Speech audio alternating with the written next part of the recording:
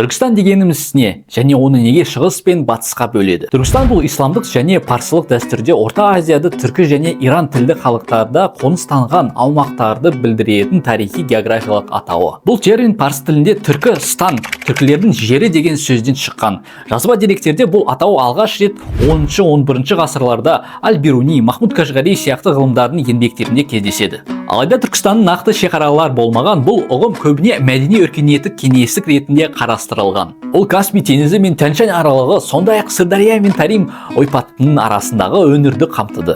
Ал шығыс және батыс Түркістан ұғымдары 19 ғасырда Ресей мен Шын империясы арасындағы геосаяси бәсекелестік аясында қалыптасты. Батыс Түркістан бұл 1860 жылдардағы жаулап алулардан кейін Ресей империясына қосылған аумақтары. Қазіргі Өзбекстан, Қазақстан оңтүстігі, Түркменстан және Тәжікстан мен Қырғызстанның аумағы. Шығыс Түркістан қазіргі Қытайдың батысындағы өңір. Негізінен Шыңжаң қытайша жаңа шекара аймағы. Бұл аумақ 18 ғасырдың соңында Жоңғар хандығын жойылғаннан кейін Шын империясының құрамына кірді. Шығыс Түркістан атауы еуропалық географтар мен мұсылман зиялылары арасындағы кең қолданылды.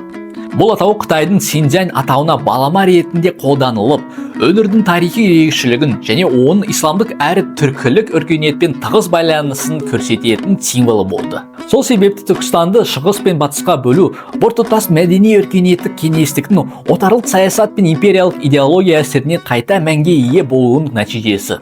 Ал сен қалай ойлайсың? Бұл атауды бүгінгі күні қайта қолдану қажет пе? Жауабыңды комментарийде қалдыр, парақшаға жазылуды ұмытпа.